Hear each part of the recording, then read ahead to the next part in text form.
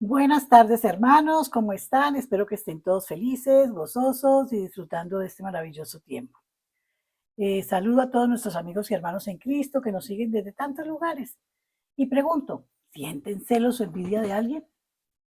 La Biblia dice en Hechos 13, del 42 al 46. Al salir Pablo y Bernabé de la sinagoga, les rogaban que de nuevo les volvieran a hablar de este tema el sábado siguiente. Y cuando se dispersó a la distancia, muchos judíos de los que temen a Dios le siguieron. Pablo y Bernabé continuaron conversando con ellos y los exhortaban a perseverar en la gracia de Dios. El sábado siguiente, casi toda la ciudad acudió para escuchar a Pablo, que les habló largamente del Señor. Los judíos se llenaron de envidia al ver todo aquel gentío y empezaron a contradecirlos con insultos lo que Pablo decía. Entonces Pablo y Bernabé les hablaron con coraje. Era necesario que la palabra de Dios fuera anunciada a ustedes en primer lugar. Pues bien, si ustedes la rechazan y se condenan a sí mismos a no recibir la vida eterna, sepan que ahora nos dirigimos a los que no son judíos. Este pasaje nos cuenta que los judíos se opusieron a la predicación de Pablo porque se llenaron de celos al ver la muchedumbre que se reunió para oír la palabra de Dios.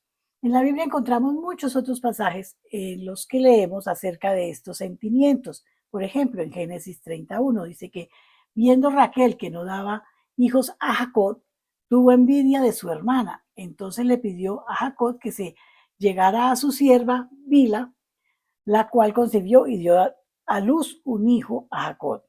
También en Génesis podemos leer que los hermanos de José le tenían envidia porque su padre mostraba favoritismo hacia él y por esta razón lo vendieron como esclavo a unos mercaderes. Nos vamos al Nuevo Testamento y vemos en Mateo 27 que Poncio Pilato les pregunta a los judíos si querían que soltara al criminal Barrabás o a Jesús, porque sabía que por envidia le habían entregado.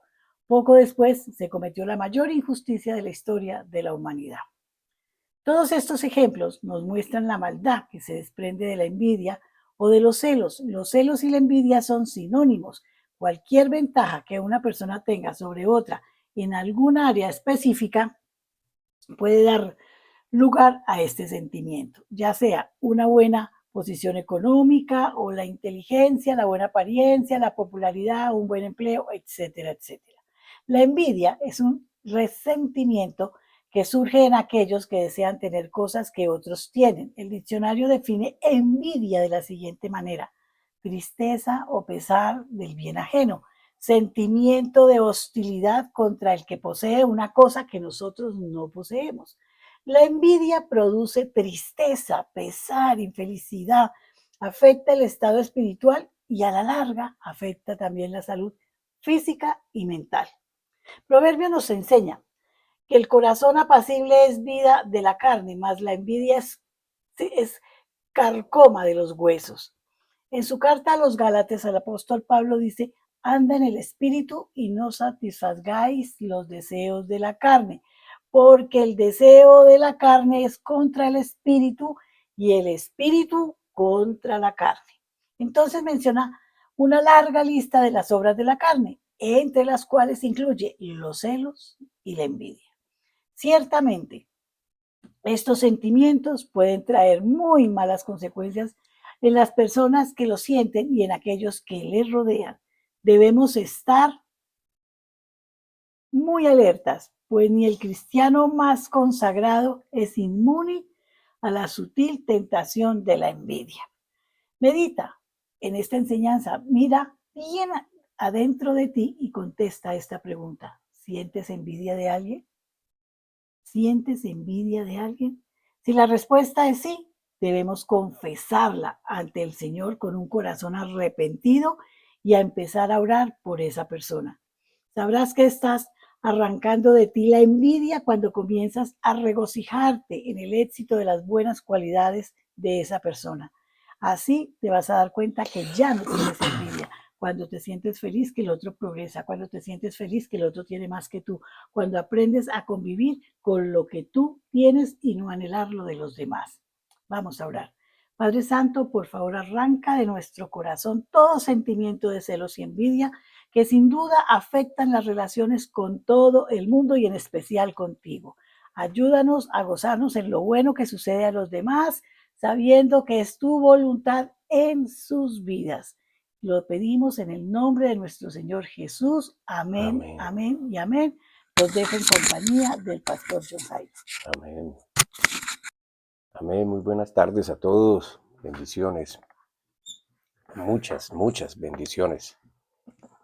El Señor sea llenando cada uno de sus vacíos, de su espacio interior, de su mente con su palabra, llenando sus corazones de paz, de alegría, de consuelo, proveyendo como lo ha prometido para todas las necesidades, no caprichos innecesarios. Bueno, muy bien, la semana pasada acabamos de terminar un estudio sobre conocer la voluntad de Dios, su carácter, su deseo para nosotros y cómo relacionarnos con Él, como también cómo relacionarnos con los demás, basándonos en el análisis sencillo de los 10 mandamientos. Porque considero que los 10 mandamientos nos dan un punto de partida importante, básico, para conocer cuál es la voluntad de Dios en nuestra vida y obviamente en relación a Él. Claro, hay que leer mucho más en la Biblia para poder entender todo este contexto y poder llegar más adelante al evento de la cruz, que es donde Él materializa su deseo a través de la persona de Jesús, que Él es Él mismo encarnado, es Dios encarnado. Usted lo puede corroborar, por ejemplo, en el capítulo 1 del Evangelio de Juan, léalo y se va a dar cuenta que es el mismo Dios que vino a hacerse carne por nosotros, a la semejanza nuestra, a imagen nuestra, aunque nosotros fuimos creados a esa imagen del que se iría a manifestar, amén, y lo que Él logró en la cruz. Entonces podríamos entender muchas cosas muy, muy extraordinarias, maravillosas, que en mi caso, por ejemplo, le han dado sentido a esta vida. Y entonces podemos comenzar a comprender y entender a Dios. Dios no es lo que nos han enseñado, lo que nos han inculcado de una imagen de un hombre en una cruz que sufrió y o de un viejito que está por allá sentado así, estricto, mirando hacia abajo y esperando a ver quién la embarra para castigarlo, o un Dios que está tan ocupado que no puede atender los asuntos de aquellos a quien ama, que somos los hombres, o sea, la humanidad. Ese no es el Dios. No es el Dios que se disfraza de un gordito amable que viene a traernos regalos en diciembre.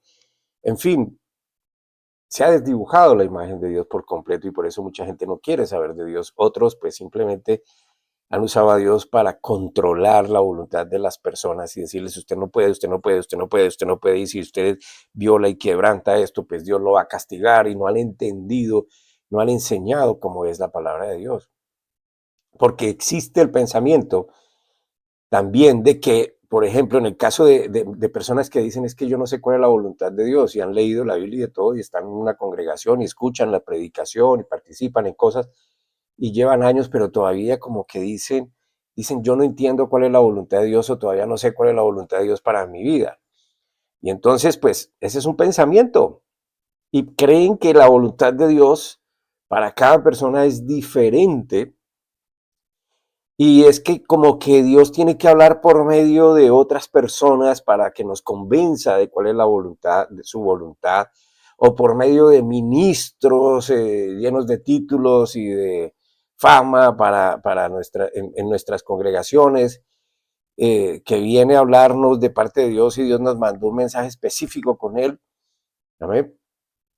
Obviando que la Biblia es la palabra de Dios para todos, y que solo ahí, pidiendo sabiduría a quien es sabio, que es Dios, y quien todo lo puede, que es Dios, podemos llegar a una buena comprensión de por qué hemos sido creados, qué fue lo que se interpuso en el plan de Dios para nosotros, por qué estamos viviendo lo que estamos viviendo, Amén. Y si fue eso la voluntad de Dios o no, o por qué Dios no interrumpe esta maldad y estas cosas que estamos viviendo, tanta corrupción, tanta violencia, tanta inmoralidad.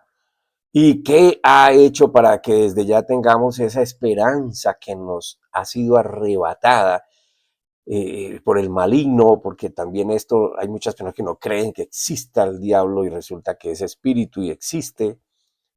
Lo que pasa es que está derrotado esperando su sentencia, pero mientras espera su sentencia todavía sigue siendo maldad. Eso es como aquí en nuestro país, en Colombia, que los presos, aunque están presos, todavía desde la cárcel siguen haciendo maldad. Y que quizá lleva a muchos a pensar en que su vida no tiene sentido. Entonces, pues claro, porque una vida llena de problemas, una vida llena de incertidumbre, de oscuridad, no hay un panorama claro, no hay ni siquiera una esperanza de vida. Entonces, pues la gente dice, pues no tiene sentido la vida. Y por eso hoy traigo este tema que me parece muy, muy importante y que ha sido importante para mí en lo personal, porque yo fui uno de esos personajes que pensó que la vida no tenía sentido. Así que espero que los que estén escuchando este mensaje y piensen que no saben por qué existen, para qué fueron creados, por qué tienen que vivir lo que están viviendo, que no saben qué es lo que Dios quiere y ha hecho por todos para que la vida realmente obtenga una razón de ser, aún en medio de todo este caos que estamos viviendo en este mundo.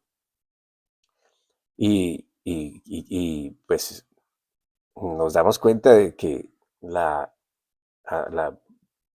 digamos, la estrategia del maligno es desacreditar a Dios, como sea que sea. Y por eso se han impuesto tantas cosas que son aberrantes. Y bueno, lo acabamos de ver en los Juegos Olímpicos, cómo se promociona todo esto de la inmoralidad sin ningún recato. Ya no hay respeto por Dios. Entonces, pues claro, cuando la gente ve esto y es a nivel mundial, pues entonces algunos se dejan contaminar su mente por esto y dicen, pues sí, ¿dónde está Dios? Y finalmente podemos hacer lo que queramos, pero desconocen que hay un Dios y entonces desconocen también la voluntad de Dios y desconocen su destino final y desconocen lo que va a pasar. Y como decía un pastor ante una entrevista que una periodista le hizo, y ella lo cuestionaba y le decía, ¿y usted todavía cree, así como un señor ya de edad, y le dije, ¿usted a estas alturas todavía cree en eso que se va a acabar el mundo y que vamos a ser castigados y que esto y que lo otro? Y el pastor le dijo, pues mire, yo se lo voy a contestar de la siguiente manera. Si yo creo en todo esto que dice la Biblia que va a suceder y me aferro a lo que Dios ofrece para salvarnos de esto, pero no sucede, ¿qué pierdo yo? No pierdo nada. Pero si usted no cree y sucede lo que dice la Biblia, que va a suceder, ¿y usted qué pierde? Usted lo va a perder todo. Entonces, me parece inteligente eso y me parece sabio. Y esto, la Biblia nos da una perspectiva de Dios, nos da un conocimiento de Dios, nos da la intención de Dios, nos enseña esa intención de Dios, nos enseña lo que Él hizo. Y depende de nosotros si lo creemos o no. Eso es como la unión marital. ¿Por qué una persona le cree a la otra cuando le dice que la ama si solo está viendo su apariencia? No sabe lo que hay en el interior. Las palabras pueden con todo. ¿Por qué le entrega su vida a esta persona, a la otra persona? ¿Por qué quieren unirse? Simplemente fe. Y fe en algo que esperan recibir, que todavía no lo han recibido, simplemente lo han escuchado. Es así dice la Biblia que es la fe. ¿Sí? Entonces, si en el estudio de la palabra comprobamos que Dios existe y solo vemos en la creación que Dios existe porque podemos verlo, o sea, yo no puedo creer que tanta perfección en la naturaleza, y ojalá la gente profundizara un poquitico más en por qué las cosas han sido creadas, cuál es el propósito de cada cosa que ha sido creada, qué beneficios todo eso nos trae a nosotros, porque todo fue creado para nosotros. Eso no fue creado para Dios. Dios no necesita de esto. Dios es omnipotente, omnisciente, Él es todo. De Él emana la vida. Entonces, pues Él no necesita complementos, Él es perfecto. Nosotros sí, y todo fue creado para nosotros, y por eso fuimos creados a lo último, cuando ya todo estaba establecido y Dios creó al hombre y lo puso allí donde todo estaba establecido, los animales, los montes, los pájaros, en fin, todo, las nubes, los ríos, los valles, las flores. ¿Y para qué? ¿Para qué? Para que el hombre lo disfrutara, lo administrara y esto, y el hombre ha sido un desastre haciendo esta cuestión. Entonces, lo primero que yo quiero decirles es que Dios quiere que usted sepa que su amor por usted es inmenso. Tal vez no lo sepa, pero eso es lo que encontramos en la Biblia. Y tal vez lo que usted está pasando en este momento, que puede ser enfermedad, puede ser soledad, aislamiento, decepción, pobreza, en fin, algo que realmente lo tiene agobiado, no le diga exactamente que Dios lo ama. Y en la Biblia está la historia de David, por ejemplo, y David fue un rey de Israel, el segundo rey de Israel, escogido por Dios para que gobernara Israel. Y David desde muy pequeñito honró a Dios porque entendía que Dios existía, que Dios estaba con él, que Dios lo cubría, lo protegía y le daba la vida. Y todo crédito de David, todo lo que él hizo, sus acciones, sus victorias, sus éxitos, en todo sentido, él siempre se los otorgó a Dios. Siempre dijo, tú eres la causa de esto, excepto lo malo. Cuando él hizo lo malo, él supo que había sido él el que había generado lo malo, no Dios. David, por ejemplo, ante la presencia de Dios, él danzaba, y ante la presencia de los hombres, él danzaba para Dios, y nunca tuvo vergüenza de que lo tildaran de loco, aún sus propios familiares. Pues porque sencillamente lo hacía era para Dios, a él no le importaba nada más. Y fue un hombre que se ganó el amor de su pueblo, que tuvo reconocimiento aún de los pueblos ajenos, prosperado en todo sentido y siempre sostuvo una relación íntima con Dios por su fe en Él. Era su fe puesta en el invisible, pero que existe. Era Él hablando, Él era comunicándose, Él era concentrado, recibiendo de Dios. Este hombre que he escrito rápidamente algunas veces también se preguntó, a pesar de todo esto, alguna vez se preguntó, ¿dónde estaban todas sus promesas? ¿Por qué estaba viviendo un momento tan difícil en su vida? Y tal vez usted haya estado pensando lo mismo o lo está haciendo en este momento por lo que usted está viviendo en su vida. Tal vez está padeciendo muchas cosas y no encuentra una respuesta y no encuentra una solución. Y créanme que yo he estado allí y usted solo ve oscuridad, oscuridad, no ve nada, sus fuerzas no le alcanzan, no hay quien lo ayude, no hay poder suficiente. Y tal vez usted diga, ¿y dónde está Dios? Y tal vez usted conozca un poco más de la Biblia y sus promesas y esté viviendo eso y entonces usted diga, ¿y dónde están las promesas de Dios? Y sin embargo, yo quiero decirle hoy, por lo que yo he vivido, porque lo supe sin conocer que era Dios, que Él estaba ahí, que Él nunca lo dejará solo. Nunca. Por favor, vaya a su Biblia y vamos a leer en el capítulo 4 de Romanos. Romanos capítulo 4. Y vamos a leer del versículo 1 al 6. Romanos 4, versículos 1 al 6. Porque vamos a encontrar aquí una cantidad de cosas interesantes que nos van a ampliar de pronto, nos van a dar una base para comenzar a entender que nuestra vida sí tiene sentido y por qué la debe tener. Entonces, Romanos 4, versículos 1 al 6.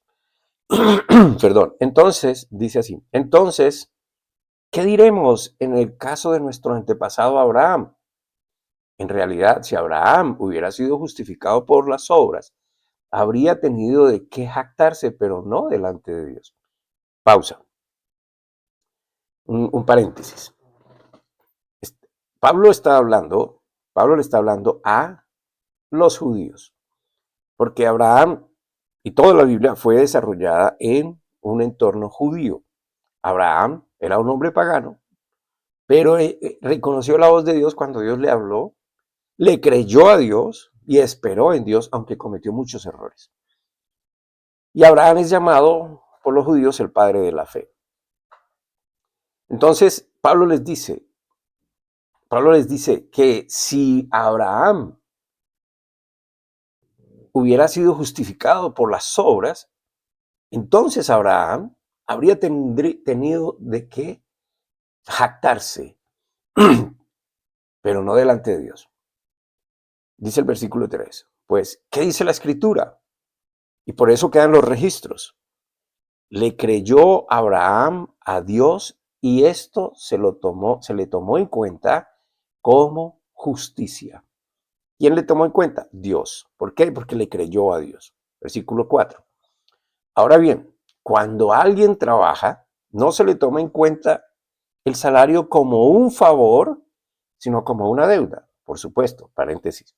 Pues por supuesto, si usted es contratado, usted le van a pagar un sueldo, usted no está haciendo un favor, usted está trabajando para obtener un dinero a cambio. Amén. Versículo 5. Sin embargo, al que no trabaja, sino que cree en el que justifica al malvado, al impío, dicen otras traducciones, se le toma en cuenta la fe como justicia. Mire lo interesante. Aquí no está hablando de trabajo literal para ganarse el pan.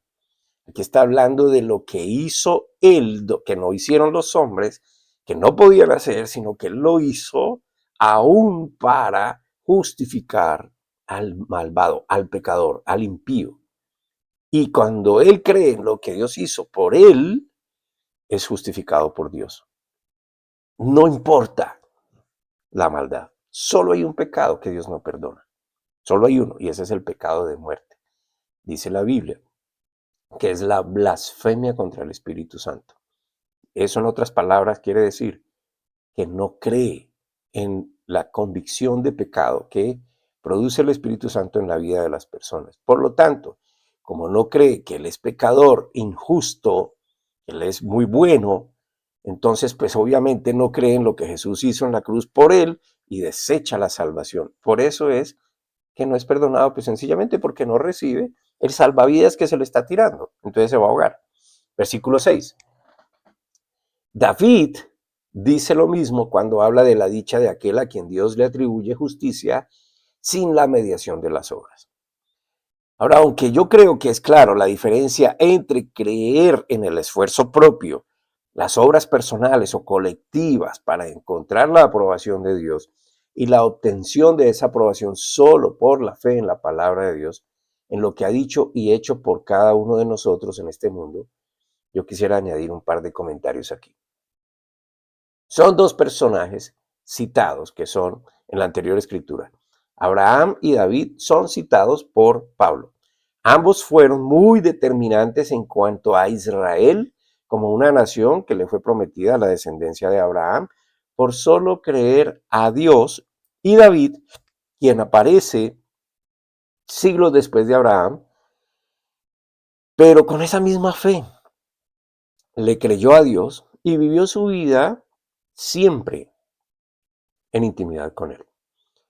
Ambos comprendieron el amor de Dios hacia ellos. Entendieron. ¿Por qué lo entendieron? Porque desde Abraham hacia adelante, de generación en generación, el pueblo de Israel se encargó de transmitir todas estas cosas que habían sucedido desde la creación del mundo, amén, a ellos. Y todos nacieron bajo ese contexto y todos fueron hasta el día de hoy y todos creyeron a Dios de alguna manera, aun cuando a veces fueron tercos y testarudos y quisieron lo que ellos quisieron. Amén. Pero todos aprendieron lo mismo. Todos aprendieron que Dios había hecho todo, que Dios los había creado de una promesa que le hizo a Abraham y a Sara, quienes ya no podían tener hijos.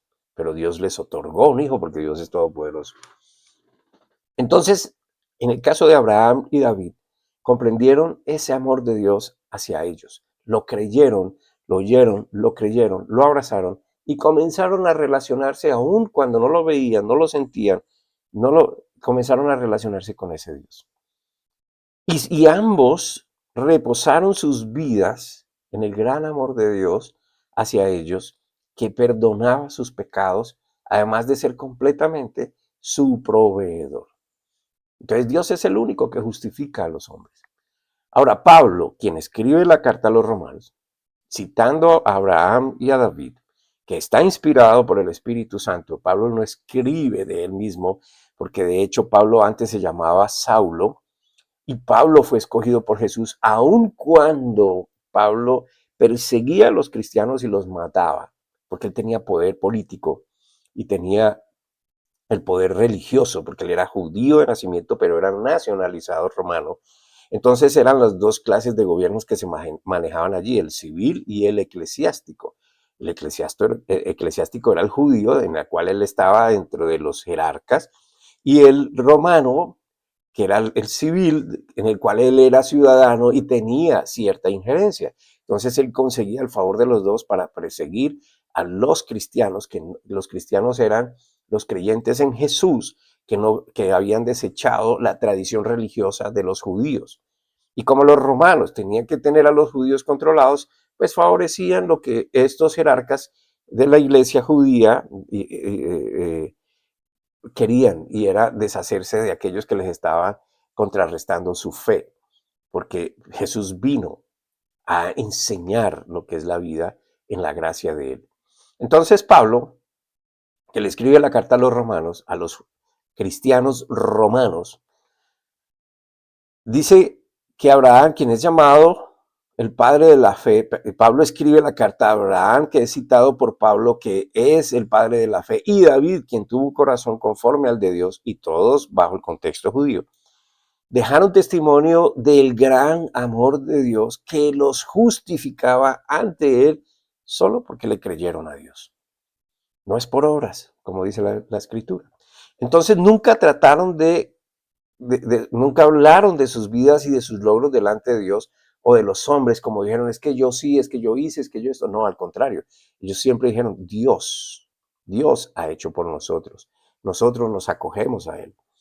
Y entonces eso nunca, lo que ellos pudieron hacer o no hacer, ni siquiera destacaron su obediencia a Dios, solamente relataron cómo ellos hacían caso de Dios porque ellos entendían que Dios era el sabio, el todopoderoso, y para justificar esa aprobación de Dios sobre sus vidas. Ellos dejaron constancia de esto. Más bien hicieron lo contrario, y fue el dar testimonio de cómo Dios justifica a quien le cree y en lo que le cree, en lo que Él ha dicho, en lo que Él ha hecho. Y este es el tipo de fe que Dios dice que nos hace justos ante sus ojos. Por eso dice, a los justos te va a encontrar en la Biblia ese término frecuentemente. O va a encontrar en la Biblia el término a los santos de tal lado. ¿Ven? Porque los santos, ¿qué quiere decir? No es que sean hombres impecables o mujeres impecables. Los santos quieren decir, creyeron en Dios, Él los aparta de la consecuencia del pecado, los tiene en Él, los aparta para Él, y eso los hace apartados para Dios, apartados del pecado. ¿Por qué? Porque les enseña lo que es el pecado, lo que está mal, y los dota con el Espíritu Santo para que ellos puedan tener dominio propio y resistir lo que saben ya que es malo para ellos. ¿Amén? Eso quiere decir santos. Ahora, justos, los justos. ¿Qué son los justos? Los que Él ha justificado. No los que se han justificado ante Dios, porque nadie puede ser justificado ante Dios, sino es por Él mismo. Entonces ese es el tipo de la fe que Dios quiere para nosotros. No tenemos que hacer sino que creer. O sea, todos sabemos que hemos pecado. Entonces, ¿cómo lo vamos a presentar ante el perfecto con pecado? No podemos. El pecado y la santidad no son compatibles, se rechazan. Entonces, ¿cómo podemos llegar a Dios? Por medio de la justificación que se da a través del acto de la cruz, que es el Dios mismo que dio su vida en la persona de Jesús, venciendo lo que había sobre nosotros, que era el pecado, Satanás y la muerte, esa condenación, lo vence, nos arrebata de él solo por la fe en eso, y él entonces nos justifica. Pero así de sencillo es, sí, así de sencillo es. Y si lo miramos bien, los que complicamos esto somos nosotros, porque nosotros creemos que tenemos que pagar, que nosotros tenemos que hacer algo, que que tenemos que merecernos cuando Dios dice, ustedes no lo pueden hacer, ustedes no pueden, entonces yo lo voy a hacer por ustedes, porque yo sí soy perfecto, porque yo sí soy santo, porque yo cumplo los requisitos, porque yo los amo y los quiero y lo voy a hacer por ustedes, para que ustedes no tengan que hacerlo, porque ustedes están muertos en sus delitos y pecados. Entonces lo que los hombres hagan, sacrificios, bueno, en fin, todas esas promesas que el hombre le hace a Dios y que voy a ayunar para que esto y para ganarme el favor de Dios, eso no sirve, eso no sirve. Eso lo dice la Biblia, eso Dios lo toma como porquería. Él toma es lo que hizo él mismo en la forma de Jesús, como hijo de Dios, por todos nosotros, porque él sí fue perfecto y lo hizo por amor. Entonces esa fe es contada por justicia porque no se basa en lo que los hombres hicieron para ser justificados, pues ante los ojos de Dios, del Dios perfecto y sabio, que todo lo sabe, pues todos hemos pecado. Y esa sola razón es suficiente para que no seamos aceptados por Él. Entonces es la fe que cree, que confía, que abraza lo que Dios mismo hizo por todos en la persona de Jesús. Jesús es Dios hecho hombre según la palabra misma lo enseña. En esto está el gran mérito y el amor insondable de Dios enseñado a nosotros, y es lo que nosotros debemos entender, recibir y vivir conforme a esta buena nueva. Es una buena noticia, que eso traducido es evangelio. Entonces son las buenas nuevas, el evangelio son las buenas nuevas. Vine a decirles que yo voy a pagar por ustedes, yo voy a dar la vida por ustedes, pero ustedes tienen que enfocarse en lo que está mal para desecharlo de sus vidas y vivan como les enseño yo para que puedan disfrutarla y para que tengan una esperanza mucho más allá de esta vida acá. Entonces ese es el tipo de fe que es válida y justa ante los ojos de Dios, esa que justifica y perdona los pecados de todas las personas, donde ningún hombre, solo Jesús, pudo lograr vencer y darse como ofrenda justa ante Dios Padre. Ahora, yo dije aquí una frase que me gustaría recalcarla. Él ya perdonó el pecado de todos los hombres. ¿Cuál es el problema entonces? Es que los hombres no creen, no lo aceptan, no lo quieren saber o lo ignoran porque no se les ha dicho. Él nos da a escoger. Yo voy a hacer esto por ustedes, pero ustedes verán. Eso es como el esposo, el novio que le quiere dar el anillo a la mujer que ama, pero está en ella el aceptar el anillo. Si no lo acepta, pero ahí está el anillo y ahí está la intención, ahí está el hecho. Ella verá si lo recibe o no. Es así. Entonces, fíjense que solamente tenemos que decir, Dios, entiendo cuánto me amas. ¿Me estás dando el anillo? ¿Quieres casarte conmigo? Entiendo que me amas. Entiendo que quieres vivir conmigo. Lo recibo. Así de fácil. Y entonces, ¿y por qué? Porque ahora quiero que vivas conmigo y te voy a enseñar cómo es vivir conmigo. Yo voy a dar todo por ti. Yo ya lo hice por ti. Ese es Jesús. Y esa es la fe que Dios quiere. Ahora, ¿cómo puede un Dios santo, perfecto, que no ignora el pecado? Es decir, que lo único que nos separa a Él de nosotros, o a nosotros de Él mejor, es el pecado. Y Él sabe que hay pecado. Entonces, ¿cómo puede ese Dios santo que sabe esto justificar a los impíos o a los pecadores? ¿Cómo lo hace?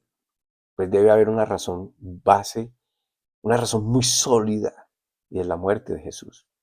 Muerte y resurrección. Por eso vamos a la declaración de la lectura, de la escritura que leí en Romanos. Y vamos a verlos, a subrayar otra vez, a repasar, versículos 6 al 8. La dicha de aquel a quien Dios le atribuye justicia sin la mediación de las obras. Escuche, la dicha de aquel a quien Dios le atribuye justicia sin la mediación de las obras. ¿Qué quiere decir? Sin tener en cuenta lo que usted hizo. Porque usted no puede hacer nada para agradarme a mí. Yo lo voy a hacer para agradarme a mí mismo y tenerte conmigo. Versículo 7. Dichosos, o en otras traducciones dice bienaventurados. Dichosos aquellos a quienes se les perdonan las transgresiones y se les cubren los pecados. Dichoso aquel cuyo pecado el Señor no tomará en cuenta. Entonces, ¿cómo es que hace Dios? Por medio de el sacrificio en la cruz.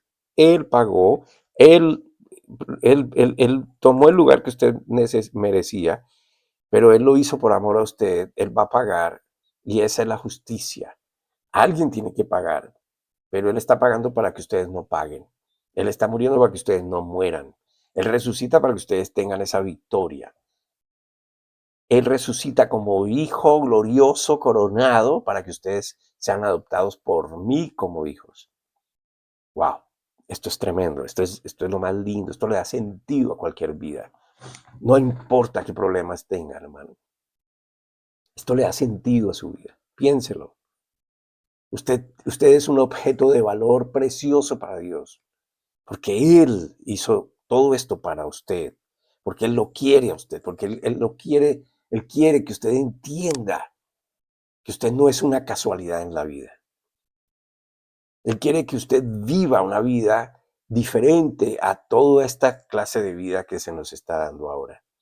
Y en medio de esto usted puede tener esa claridad. Usted puede vivir, aunque lo rodeen mil cosas, con esa esperanza de vida y con esa gratitud hacia Dios. Porque aparte de todo, Dios dice que a usted nunca le faltará nada. La muerte de nuestro Señor Jesucristo, su sacrificio invaluable, ha resuelto la acusación que pendía sobre nosotros respecto al pecado para siempre. Y el fin es que ya se hizo, no se va a volver a hacer, no hay otro. No hay uno más adelante y nadie más lo puede hacer, porque el requisito es que ese sacrificio sea realizado sin mancha, sin pecado, y solo Jesús calificó para eso. ¿Y quién es Jesús? Dios hecho carne. Tremendo, tremendo, tremendo esto. ¿Cómo es que Dios? Y yo lo he dicho en varias oportunidades, y tal vez usted está cansado de oírme esto, pero hermano, esto es lo más grandioso que usted puede escuchar. Dios mismo, este Dios inmenso que no nos cabe en la cabeza, que es infinito, que no tiene límites, el creador de todas las cosas, Él decidió tomar una forma de nosotros, bajarse de allí, tomar la forma de nosotros para dar su vida por usted. Pero no se quedó en la tumba, de hecho, nunca apareció su cuerpo, Él resucitó victorioso y dice, si ustedes creen en esto, ustedes van a tener vida y vida en abundancia. No se refiere solo a esta vida, se refiere a la vida que nos espera después de que seamos desprendidos de este cuerpo. Mire lo que dice Proverbios sobre esto. Proverbios capítulo 13, versículo 21. Proverbios 13, 21. Al pecador lo persigue el mal y al justo lo recompensa el bien. Y si somos diligentes, encontraríamos mucho más sustento en este libro de Proverbios, hablando sobre la vida del justo, en otras palabras, el que es justificado por Dios. No el que quiere justificarse ante Dios, no hay. Dios lo sabe todo, Dios sabe los pensamientos, las intenciones. Ahora, resumiendo, nos damos cuenta de que esto ya es una realidad para el que cree a Dios. O sea, no va a haber otro, ya se hizo, hecho está, dijo el Señor en la cruz. Hecho está. Es un solo sacrificio y para siempre. Así que si estamos esperando otra oportunidad, es esta, ya fue hecha. Amén. Nos damos cuenta de que esto ya es una realidad para el que cree a Dios. Nadie le va a poder quitar esa verdad de Dios de sus manos, de su corazón, porque es Dios mismo el que lo dice. Y Dios no miente porque Dios es perfecto. Y Dios no se arrepiente porque no es hombre para arrepentirse. Pero es bueno aclarar que esto, el entender esta verdad y recibir esta verdad, no garantiza nada que no vayamos a vivir el rigor del pecado del mundo por sus consecuencias. Por ejemplo, el hombre por ignorancia, por pecador, por avaro, por ambicioso, hasta está acabando con la naturaleza. la minería, la deforestación, la contaminación, bueno, todo esto simplemente por ganancia material, pues está acabando con lo que es el medio ambiente que fue hecho para nosotros, para que vivamos bien, y lo está acabando, y nosotros todos, aunque no estamos participando de eso, pues estamos recibiendo las consecuencias de esto. Amén. Por ejemplo, cuando pertenecemos a un país y tenemos gobernantes, nosotros vivimos las consecuencias de un gobernante o gobernantes corruptos, inmorales. Pues porque él nos está gobernando y sus decisiones nos afectan a todos y puede estar tomando esas decisiones con base en su propio egocentrismo, en su propio interés. Entonces eso nos afecta a todos. Por ejemplo, la enfermedad creada malignamente para controlar la población. Y eso lo podemos ver a lo largo de la historia de la humanidad. Han sido creadas enfermedades por los hombres y esto ha devastado la población y ha mermado la población y hay una especie de control simplemente por maldad. Y en fin, pudiéramos seguir añadiendo ejemplos. Ahora vamos a leer otra escritura, por favor, para que usted entienda y le pido a Dios que le dé claridad. En Hebreos, la carta a los Hebreos, capítulo 12, Hebreos 12, versículos 5 al 11. Y habéis ya olvidado la exhortación que como hijos se os dirige, diciendo, Hijo mío, no menospreciéis la disciplina del Señor, ni desmayes cuando eres reprendido por él. Porque el Señor al hijo que ama disciplina, pero azota a todo el que no le acepta cerca. Si soportáis la corrección, Dios os trata como a hijos, porque ¿qué hijo es aquel a quien el Padre no corrige? Pero si se os deja sin disciplina, de la cual todos han sido participantes, entonces sois bastardos y no hijos. Por otra parte, tuvimos a nuestros padres terrenales que nos disciplinaban y los respetábamos. ¿Por qué no obedeceremos mucho mejor al Padre de los Espíritus y viviremos? Y aquellos ciertamente por poco tiempo nos disciplinaban según el criterio de ellos, pero para lo que nos es provechoso, para que participemos de su santidad. Es verdad que ninguna disciplina al presente parece ser causa de gozo, sino de molestia, pero después da fruto apacible de justicia a los que en ella hayan sido ejercitados. Ahora, déjeme darle una claridad sobre esto.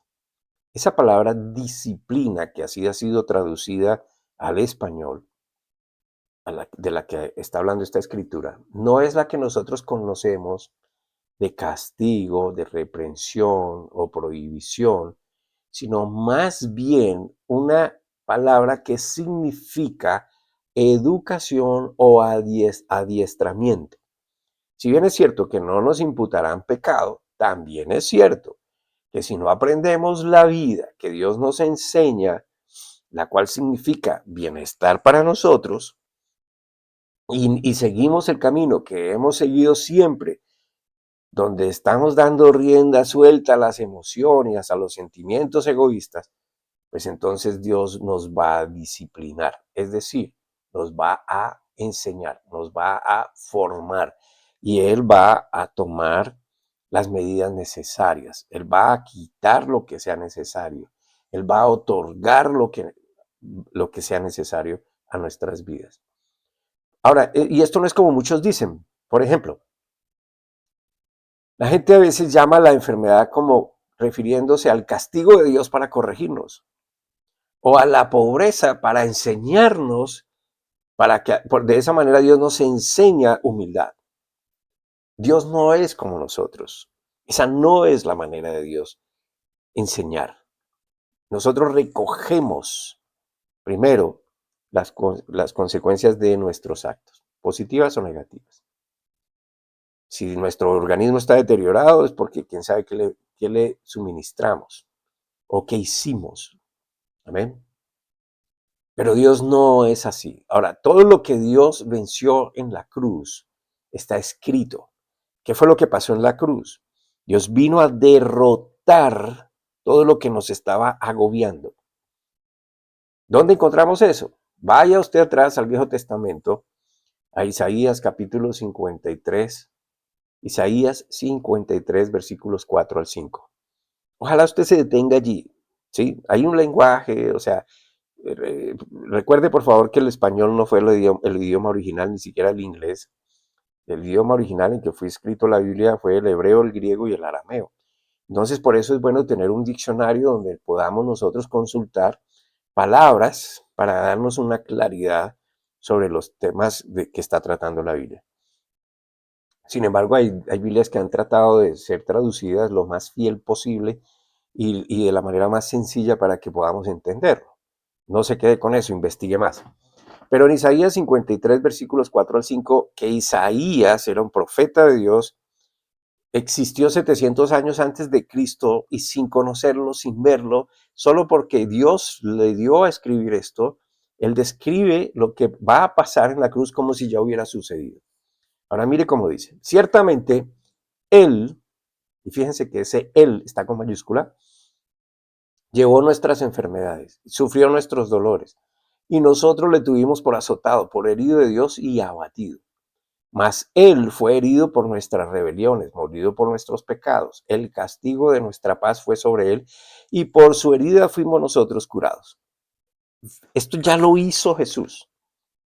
Lo declaró Dios, estaba materializado en el cielo, pero vino a convertirse en una realidad en la tierra por medio del sacrificio en la cruz, el cual es descrito 700 años antes por este profeta de Dios. Y allí dice que él en la cruz pasó por esto. El herido fue por nuestras rebeliones, molido por nuestros pecados. El castigo de nuestra paz fue sobre él y por su herida fuimos nosotros curados. Entonces, ¿qué es lo que quiere decir todo esto? Pues si Dios vino a vencer esto, nada de esto será usado por él en su contra o en contra de nosotros, porque él lo venció. O sea, no va a usar una herramienta que sabe que no nos sirve, que no es buena para nosotros, no la va a usar como, como una herramienta de castigo para nosotros. Amén. Al contrario, eso es parte de su plan, que nosotros seamos más, que nosotros no seamos más vencidos por estas cosas, que ya tengamos paz, no estrés, no preocupación, que nuestras rebeliones, nuestra maldad, todo esto ya no sea lo que nosotros carguemos como culpa, que nuestros pecados no sean lo que nos torture a nosotros y nos castigue. Él dice, yo vencí todo eso, usted ya no está bajo ese régimen, pero a veces nosotros queremos seguir bajo ese régimen. Entonces, fíjense que esto es algo que nosotros ya tenemos porque Él lo logró para nosotros en la cruz. Esa es su justicia. Pero tampoco podemos olvidar que nuestro cuerpo, hermano, este cuerpo que es un estuche, nosotros tenemos una composición de tres elementos: espíritu, alma, cuerpo. Fíjense que en ese orden, de adentro hacia afuera, eso es el componente de nuestro ser. Ahora, el cuerpo recibe vida del alma, que es el alma donde está el intelecto, donde está el sentimiento, la emoción, la voluntad. Entonces, eso que nos identifica como personas, como humanos, le da vida al cuerpo y el cuerpo simplemente es la manifestación de lo que viene adentro. Y el espíritu puede estar vivo o muerto. ¿Qué quiere decir eso? En relación con Dios o ajeno a Dios. Entonces, si está con Dios, está vivo porque Él es vida. Yo soy el camino, la verdad y la vida, dijo Jesús. ¿Ven? Dios es el que genera la vida. Entonces, cuando recibimos ese Espíritu de Dios, porque creemos en lo que Él hizo, y usted no lo va a sentir, hermano. Esto no es como que, uy, sentí que nos enseñan esas cosas en las iglesias. No, es que me ericé, y es que me transporté, y es que me caí, y es que esto. No, no, no, no, no. Estas son emociones que entran ahí en juego. No tiene nada de malo. Pero ¿cuál es la cuestión? Que esto es por fe, solo por fe. La fe no es un sentimiento, no es una emoción. Entonces, Usted recibe el Espíritu, tiene un Espíritu, es la forma de conectarnos con Dios por medio del Espíritu, porque Dios es Espíritu. Esto le da vida al alma, que es la vida, la enseñanza, lo que Dios quiere para usted.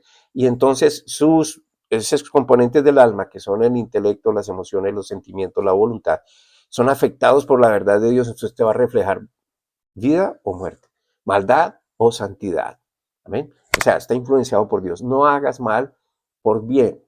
La respuesta blanda aplaca la ira. Perdona a los demás como Dios te ha perdonado. Fíjense, entonces, cuando yo empiezo a aplicar la palabra de Dios, estoy dando vida de Dios para otros. Pero cuando yo sigo insistiendo en mi forma de pecar, lo que yo estoy haciendo es muerte. Amén.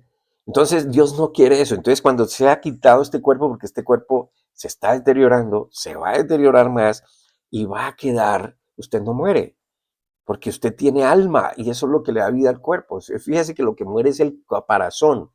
Entonces usted va a la presencia de Dios y si usted le ha creído, usted ha sido justificado por él, usted recibe un nuevo cuerpo como el de Jesús cuando resucitó, que fueron más de 500 testigos que lo vieron y lo comprobaron y lo dejaron escrito. Un cuerpo incorruptible, piense en esto. ¿Para qué aferrarse a este cuerpo cuando este cuerpo simplemente está contaminado?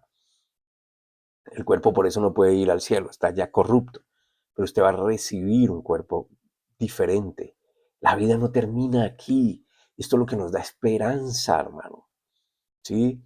Entonces, por eso cuando creemos en Dios vemos esa transición que le llamamos muerte gloriosa. Ya sí, uno va a extrañar a su ser querido, pero sabe que su ser querido lo está esperando y va a estar en mejores condiciones y nos vamos a reunir con ellos. Ahora, no se va a quitar la vida, porque de eso no se trata. ¿Saben? Usted tiene que aprender a vivir esta vida mientras la tenga, Dios decide cuándo.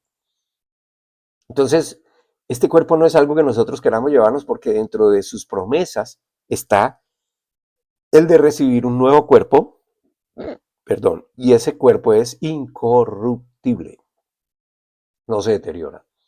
La Biblia describe ese lugar de muchas moradas como un lugar donde no hay tristeza, no hay llanto, no hay dolor, no hay enfermedad, no hay escasez, no hay maldad, no hay nada de lo que ya conocemos. Y ese era el plan inicial cuando creó Dios al hombre, ¿sí? Y por eso ellos estaban desnudos allí, disfrutando de todo, no tenían frío, no tenían vergüenza, no tenían maldad. Amén, no había nada que atentara contra su salud. ¿Y qué pasó? Pues que el hombre decidió creerle al diablo, se dejó tentar, seducir, se dejó convencer de que él podía ser igual a Dios y no creyó al que era, creyó al que no era. Y entró la maldad al medio especial y particular que Dios había creado para el hombre. Ahora, por último, vamos a leer la siguiente escritura, por favor, en Hebreos capítulo 12, versículos 9 y 10. Hebreos 12, 9 y 10.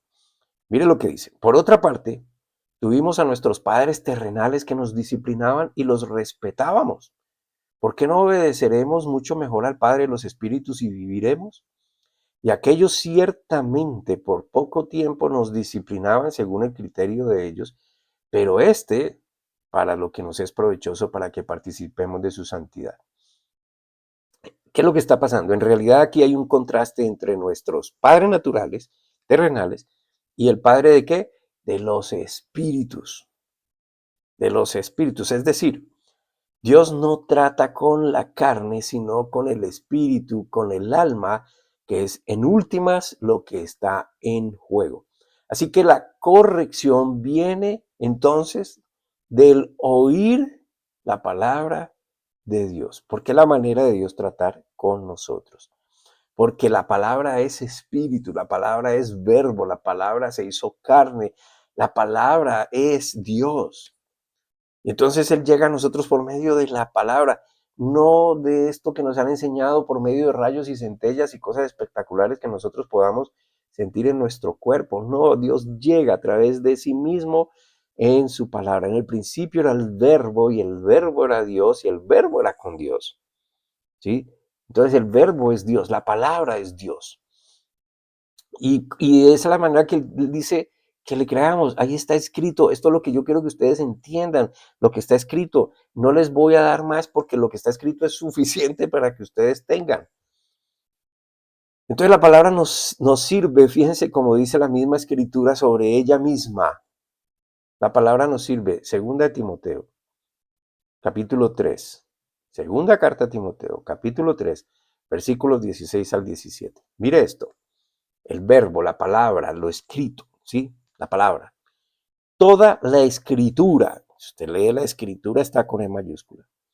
Es inspirada por Dios. No fue inspirada por los hombres, fue escrita por los hombres, pero fue inspirada por Dios a los hombres para que ellos escribieran. Hombres especiales que creyeron y recibieron. ¿Sí? Toda la escritura es inspirada por Dios y útil para enseñar, redarguir, corregir, para instruir en justicia, a fin de que el hombre de Dios, y estos son los hombres de Dios, los que le creen, no son aquellos vestidos de una manera especial o coronados de una manera especial o con apariencia de una manera especial o apartados de una manera especial por allá en no sé dónde. No, no, no. El hombre de Dios es el que le ha creído y entregó su vida a él y dice, lo que tú digas, eso es mi palabra, eso es mi código, ese es mi comportamiento y así quiero hacer mi vida. A fin de que el hombre de Dios sea completo, enteramente preparado para toda buena obra. Por eso somos capaces de perdonar. Por eso somos capaces de no tener en cuenta la maldad que nos han hecho. Por eso somos capaces de influir con lo positivo, con lo bueno, con lo que Dios enseña. Y esto puede venir desde un predicador, desde la letra de una canción que traiga mensaje de Dios, por medio de la lectura de un libro relacionado con la palabra de Dios, por medio de un hermano fiel a la enseñanza correcta, en fin, de mil maneras. Pero la mejor manera es que usted se meta allí.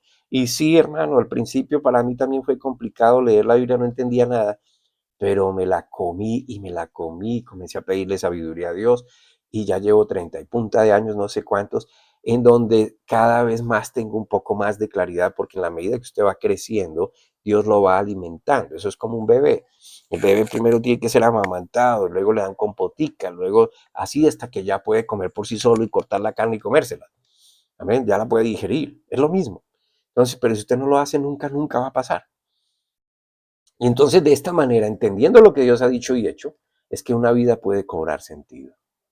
Porque es la verdad de Dios que libera el entendimiento, le da una visión de Dios, libera la opresión que lo está controlando a usted y todo plan que está diseñado para mantener a las personas centradas en sí mismas o en modelos terrenales imperfectos. Es lo que toda persona necesita escuchar, entender y disfrutar. Por eso hablamos de evangelismo. ¿Qué es evangelismo? Sencillamente llevar este mensaje de amor, de paz, de reconciliación con Dios, de seguridad, no lo que ofrece el mundo y sus líderes. Porque cuando los líderes hablan de paz y seguridad, ¿qué es lo que están diciendo en realidad? Están hablando de puro egocentrismo. Están hablando de que ellos son la solución.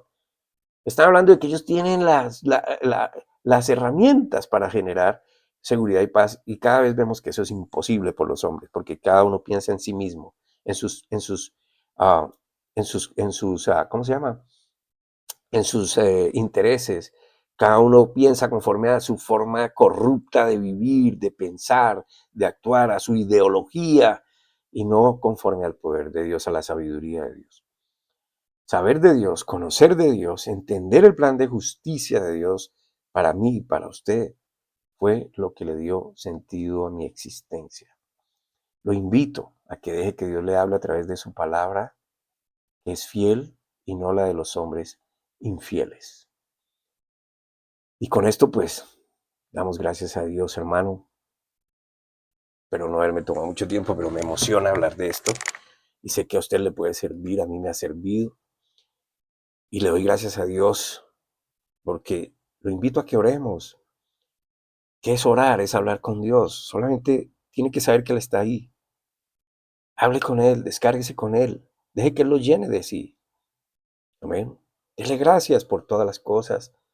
Pregúntele cuando no entiende. Quéjese cuando lo está atormentando todo. Pero entienda que Él siempre quiere lo mejor para usted. Y Él le va a dar la sabiduría para entender qué es lo mejor para usted. Aquí dejamos esta información que para nosotros es importante.